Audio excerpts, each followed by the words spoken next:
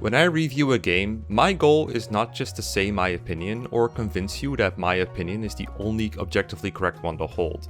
I'm not here to tell you whether you should like it or not. I'm going to explain parts of what I liked, what parts I did not like, and why that is. And then it's up to you to figure out to what extent your tastes match mine, and to what extent your priorities match mine. Most people are not me and are bound to have slightly different things they want out of a game. So if you're here to see if the Morrow's Golden Country is for you, keep that in mind. So the Morrow's Golden Country, or TMGC for short, is a custom-made Fire Emblem game, also known as a ROM hack for Fire Emblem the Sacred Stones, as most hacks are. It takes place in a continent called Ulmaron and follows Blair, a noble and mage from the nation of Dalst, the province of Ercolen to be precise. The story begins when she is sent on a mission by the governing powers of Dalst. Blair is obeying since her house has wronged Dalst in the past and she feels like her house owes it to them. As Blair somewhat reluctantly sets off, she doesn't know that this will spiral out of control, as Fire Emblem stories do. She is embarking on a 30-chapter journey, meeting about 70 other playable characters along the way. And this is not counting the various exploration chapters or the important non-playable characters. The sheer quantity of content in this game is worth emphasizing because it shows just how badly Retina, the maker of TMGC, wanted to create. Now, quantity by itself would be meaningless if there was no quality, but there is. TMGC is brimming with polish and attention to detail in just about every facet. First, I just want to get across how clean it looks. The maps for both battles and story look good. Every character has their own custom battle sprites, both unpromoted and promoted. Every character has a clean looking mug, which also changes when they promote to reflect their different armor or helmet or whatever their class happens to wear. This game has a lot of classes and variations within classes like paladins, flyers, and armor knights with different weapon types, and they all get their own sprite work. There are a ton of items and weapons not usually found in Fire Emblem, and they all got their own sprites too. It's a very clean and fresh looking game. While I'm talking about quality, I want to talk about quality of life. Retina took a long look around the Fire Emblem series as a whole, took some of the best working and most beloved features from each game, and implemented them. The best example is the base conversations and supports, which have been effectively merged into one feature in a way that I can really get behind. The way it works is that every pair's support conversation is locked to specific chapters, and there are no requirements to unlocking them, other than keeping the pair alive and watching their previous conversations. For example, Aaron and Blair can have their first conversation in, say, Chapter 6 Preparations. An example, that's probably not true, even if you never deployed Aaron, and then if you unlocked that, then they will have their second conversation in Chapter 8. And that Chapter 8 conversation will be about the events that are currently happening in Chapter 8. This gets rid of a common problem in Fire Emblem where supports have to be written completely without the context of the story, since they can theoretically be unlocked in any chapter after the pair of units has been recruited. This means that they often have to be about very mundane and barely relevant topics like cooking or training or walking. The way these supports work, they double as base conversations, which are about the situation at hand, kind of like the ones you see in Path of Radiance or the monastery conversations in Three Houses. The system does still have some of the drawbacks of the support system from vanilla though. There is a limit of how many supports an individual character can get. It's bigger than vanilla. You go from 5 conversations total to 5 support ranks, regardless of whether those are C or B or A. And actually supports aren't always C, B, or A anymore. Some support chains don't go up all the way to A, and a lot of them actually have extra conversations like C+, B+, and A+, both probably inspired by Three Houses. So instead of having to plan who you're going to get an A support and a B support with, as you would in GBAFE, all you need to figure out is which 5 characters you want a unit to support. And once you've unlocked a C between 2 people, you can watch all their conversations without locking yourself out of any others. I still found a bit of decision paralysis here because some people, including Blair, have more than 5 support options. And once you have the option to do a C convo with someone in the base, it's take it or leave it forever. Once you miss the C, you can never get the C+ or higher. So if your Blair has 4 slots filled and a 5th support option opens up, you have to decide whether to watch this one or one in the future that could be more interesting maybe. There's no way to know that as a blind player, so it's not a fun, informed decision to make. That said, there are only like 7 units that have 6 or more support options, so most of the convos in the game you can watch without worry. In fact, if there are any you missed that you'd like to see, you can watch them all in the extras menu, along with every possible story event, you don't have to unlock them. But if you miss out on a support conversation, then you do miss out on any possible gameplay benefits. And sometimes that's not just passive bonuses. For example, you got Peggy and Natasia, a healer and an axe fighter respectively, and they will teach each other their weapon ranks at a high support rank. So now you can have a staff user that bonks people with an axe. They already know how to bonk people with a staff, so the axe is the added value here. And you can have an axe user that heals others. Also, if you missed a B along the way, you can never get the A support, so I actually had this occur with several chains I wanted to continue because I lost track of which ones I wanted to do, which was partially because I had not committed every character's name to memory yet. This is something that would not happen with the regular system, since if you forgot to get someone's support in, say, chapter 19, you can just get it in chapter 20 instead, but you can't do that here. And also, the last drawback, due to space limitations, not all support conversations could be held in the base, and some of them actually have to be unlocked by having two characters be deployed and talk to each other during the actual battle. So if you wanted to deploy other people instead, tough luck, guess you're not getting the support. Despite these flaws I just laid out, I do think this system is a big improvement over what we currently have in mainline Fire Emblem. And part of me is hoping that the developers at Intelligent Systems are secretly watching and taking notes, and not just so they can hit TMGC with the DMCA and a CND. One issue with reviewing a hack like this is that complimenting something, like how pretty something looks or how well it works, can take as little as one sentence, but explaining why something isn't good or doesn't work as well as it could usually requires, well, an explanation. So if my thoughts sound more negative than positive, that might be because the negative part takes up more space. Keep that in mind, please. Now let's go over some other features that TMGC took from other games. As I touched upon earlier, exploration is back. Blair can walk around various towns to go shopping, talk to the locals, and visit various places. Even if the only people you talked to were nobodies, this would do a lot for world building, which is one of the game's strengths in general. But a lot of the NPCs you meet in towns actually end up making later appearances in the story in various roles. The characters could be related to others in your party, or future enemies, or future recruitables, and seeing that they're doing things before they fulfill that role helps make Morrow look like a living, breathing world instead of just an abstract, lifeless thing. The one thing I often miss in these explorations is being able to talk to other party members. This is a feature from another ROM hack that I've played and reviewed on this channel, Cerulean Crescent, and one that I really enjoyed.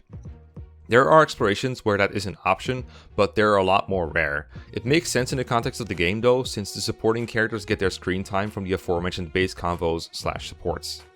The only other nitpick I have is that during these explorations, Blair cannot check or use the items on other characters. So for example, if you're 20 minutes into exploring and you just realize that one of your party members has the silver card that you wanted to use for shopping, you're out of luck.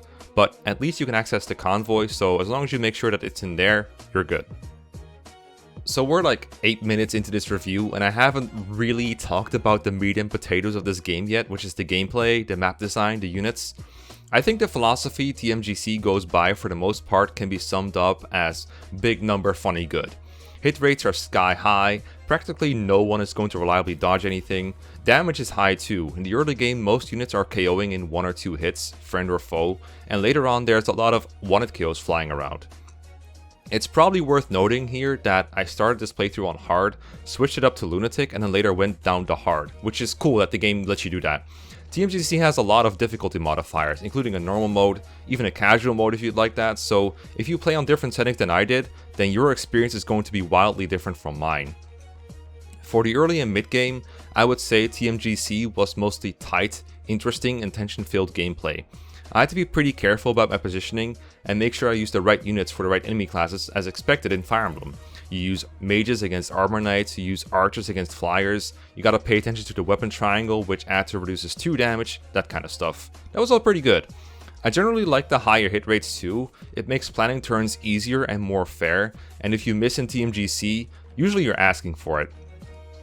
Just to be clear, that doesn't mean there's no tanks in this game. You get some really buff armor knights for one, and you also get Kenneth, a dark mage that can be turned into a legit tank with the capacity to counter everything at 1-2 range, and even extend that with Nosferatu.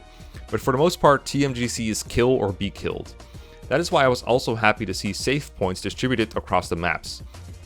These work exactly like the ones in Souls of the Forest, and kind of like the ones in Fire Emblem Shadow Dragon. If a unit can reach them, they can save the game and allow you to resume from there if something unfortunate happens. Unlike in Shadow Dragon, they do not consume a unit's turn, so there's almost no opportunity costs to using a save point. However, I do have some criticisms. I think the philosophy of big number funny good and big damage big hit rates hurts TMGC more in the late game. As the maps and enemy density grow, I found the gameplay get more tedious. Oftentimes my options felt like I could either Nosferatu tank with my dark magic users, or I have to turtle a bit, wait for enemies to get in my range and then assassinate them all in the player phase, with very little room in between. Neither of these options are inherently bad in a vacuum, but for TMGC I didn't find them very exciting to execute most of the time. If only Kenneth can enemy phase a large group, then it just ends up being the Kenneth show, and if I always have to wait out a group of enemies to kill them one by one, that tends to really slow down the longer maps, especially the ones with a route objective. Bonus points if said route map also adds reinforcements in every corner. Now, a reasonable objection to this could be that the player is given a lot of tools to deal with these enemies. TMGC gives you so many strong weapons, equipments, skills, units to counteract the ones that the enemies get. Especially the late game and end game gives you so much to work with. You have iron runes to negate crit rates, you have ways to negate effective damage, you have ways to just straight up one-hit KO enemies, you have status and transportation staves, you have repositioning skills, you have a dancer that can move after dancing. The problem is not that you have no options, but the enemy has a lot of options too. For example, there's a sword called the Shimmer Sword that is effective against dark magic users and it has crit. If you put Kenneth up against one of those, he can just melt. Every weapon has a Reaver type. Oftentimes, enemies are in diverse groups, like a group of paladins, with each of them having a different weapon, and this means that you have to do a lot of checking inventories, changing your own inventories to reflect that, making plans, preparing. This can be a really fun part of Fire Emblem gameplay, and there is a part of me that really enjoys encountering a problem and then trying to fix it, either by restarting the map and fixing up my inventory, maybe hitting a stat benchmark I didn't hit previously, or I can add a weapon effective against an enemy that was giving me trouble. Oftentimes, you can also fix the problem mid-map by, for example, using a rescue staff or the Swarp skill, which can switch 2 units' positions even from a long distance. There are some great offensive plays you can make to kill your problems before they reach you. Every now and then I did make this happen and it felt great. But there were also times where I felt like I'd hit my brain tax, where the map had gone on for a long while and I just felt like it was over, only for another reinforcement wave to hit. Don't get me wrong, the reinforcements in this game are mostly fair. They're not ambush spawns, they're telegraphed well in advance most of the time, and usually in locations where you aren't just boned if you weren't ready for them. The opinions I have on these are just feelings I had. Usually, when another 10 enemies spawned on the map in a position that I wasn't ready for, my emotional response wasn't, oh boy, a problem to solve, how am I gonna do this? It's more like, I guess we're doing this. This feels less like a problem with TMGC itself, and more like a problem that Fire Emblem has always had to an extent. But it does hit extra hard on blind playthroughs and on harder difficulties. This feeling is why I switched back down from Lunatic to Hard, since I just felt like the maps were using too much cognitive load, and my playthrough was going so slowly. I needed an entire 2 to 3 hour stream just to play one map in its entirety. I think part of this does come down to the big number funny haha philosophy. There was one late game map that I was cruising through thanks to some movement tech, and at one point the game just spawned like a whole line of tanky sorcerers in my way to try and stop me. I had to adjust my strategy a little bit to get past them, and I remember Retina was in chat saying, yeah, in Lunatic mode, these guys all have Void Bracers, they're so tanky, haha. Which, for context, that's an item that converts all their speed into attack power and defense. I think this is the kind of thing that Retina and a lot of players and designers enjoy, just the sheer power of big numbers versus big numbers. Unfortunately for Retina and those people is that big numbers by itself, for me, personally, has less entertainment value. Not because I'm above such things, I'm totally not, but because I've already played Souls of the Forest, which gave me so much of that it's really hard for any game to wow me with numbers anymore. I'm not even saying Souls of the Forest does it better necessarily, I just happen to have played that one first, and usually these things are funnier the first time around. This is why in my introduction I wanted to make it clear that this is purely a review from my point of view, not an objective judgment of the quality of the game. If you haven't played Souls of the Forest, or you have and your hunger for a big number has not been quelled yet, I've got good news, you have a whole game of that exact thing ahead of you. For all my ragging on big number, I do want to shine a light on the unit design for TMGC, which is fantastic. It's really hard to make a cast of units that are all viable but still unique, and I think Retina's done it. Intelligent systems seems to sometimes create units without knowing that not all stats are created equal. So they'll have one unit with good strength and speed, and then they'll have a unit with good skill and luck, as if those things are equal. TMGC acknowledges stats have different value and distributes them equally, but in a way where every unit can be trained and become good. You get a bazillion resources to make them better even without feeding, like stat boosters, skill books, and strong weapons. There are a lot of different classes, and even units within classes are made unique through personal skills and different stat layouts. One of my favorites is Agnes, a unit with the parry skill. What parry does is make Agnes take 1 less damage on enemy face for every point of skill she has. She has absolutely awful defensive bases, but bonkers growths in most of her stats except for defense and resistance. Agnes makes it really exciting to find a secret book somewhere, or another skill boosting item, to slowly watch her turn into an enemy face tank. She does fall off in the late game unfortunately, but she was really fun to use for a while. Another really cool example of unit uniqueness is Yu, which is ironic because she's a chameleon-like unit, working similarly to Zane from Shadow Dragon. She copies the stats and weapon ranks of whoever she copies, so you effectively get a clone of your best unit for several turns. If you look at her stat screen, you can see she learns double line if you level her up a lot. Double line in this game makes all your attacks brave, so she would turn into a better copy of your best unit if you manage to get her there.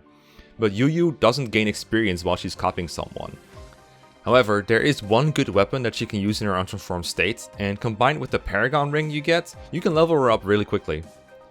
What I also like about the unit design is that there is a lot of underleveled units to train even in the late game.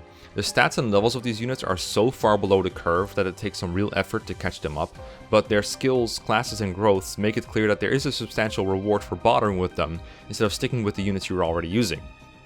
This is where the transparency of TMGC comes in clutch. Without the stat screen telling you that Yu was going to get double line, we wouldn't know that she was worth bothering with. If you don't know what double line does, you can check the tutorial menu to read all the skill descriptions. This tutorial menu is excellent, and a great example of the transparency that's behind all of TMGC. Like, all the skill and weapon descriptions are super clear if you bother to check them, and the tutorial menu has a bunch of extra lore as well on the characters, the country, and other stuff too. But if you wanted to stay away from these zero to hero kind of units, then you totally can just ignore them and use the party that you got. Thanks to the big toolbox the player has access to, you'll never be needing for better combat, it's usually overkill. But sometimes it's not, and sometimes overkill is fun. Just in general, I do like the skill system in this game. Units have one personal skill to help distinguish themselves from others of the same class, then they get 1 or 2 more skills from leveling up, and they can get more from books you pick up along the way.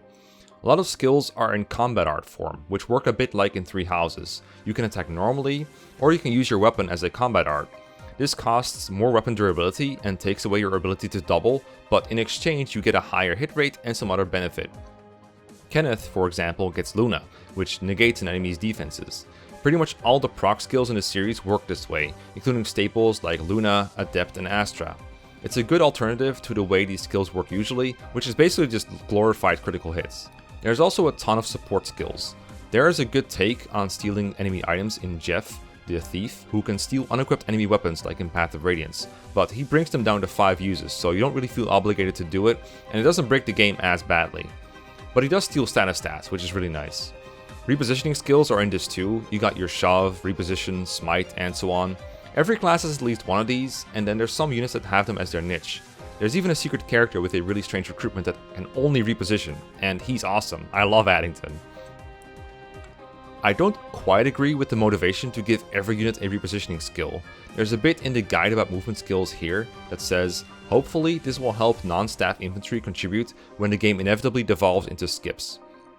It feels like Retina knows from other Fire Emblem games that a lot of units have trouble contributing in faster clears, but a well-designed map cannot be skipped. In fact, a lot of mid and late game chapters really can't be because the objective isn't to just kill a singular boss or seize. And if the maps are fun to play, then a lot of players won't even care that they can be skipped. They're here to enjoy the gameplay and the units they've built, and they won't really care if one of their favorites can only contribute to the fastest possible clear by shoving. They're just gonna use them the normal way. So if that was the main motivator behind including this, I can't say I agree with that reasoning. That said, I have no issue with the change besides that. I think it's a good addition to the game. I think the individual unit design shines brightest in the maps where you only have a small group of units to use. There are several times in the game where you have an army switch, kind of like in Radiant Dawn, from which TMGC draws a lot of inspiration, and you have almost no choice on who to use.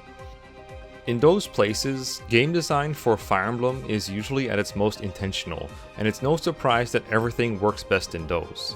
And that's why the maps where the player has more of a choice on who to use don't work as well, since the player has so many options to break the game wide open that it is impossible to design a map that fits all those options. So the game naturally either devolves into survival of the fittest, where the strongest units with the best enemy phase durability trivialize entire groups, or you have a bit of a turtle fest going on, where you are carefully moving a large army through a large map. I did find the maps get a lot more entertaining the more I got aggressive with my units, using the mobility tools to pick apart enemy formations. So part of why I felt like late game dragged on a bit might have been on me, but generally I think the early chapters of any sequence is where the game peaks map design wise. I'm being a little vague here on the gameplay and the armies, but I think people who played the game know why. That said, I will say that if precision strikes are the way this game is meant to be played, I have to point out why I enjoyed that design in Cerulean Crescent more than in TMGC. Cerulean Crescent also does not mess around in terms of enemy strength, but even in the late game, the enemy density isn't very high. On top of that, Cerulean Crescent uses a better save system for this particular playstyle. While TMGC uses the save points that I've mentioned before, Cerulean Crescent auto-saves at the start of every turn, which allows you to go back and try turns over and over until you get the right one, without the tedium of having to restart the map.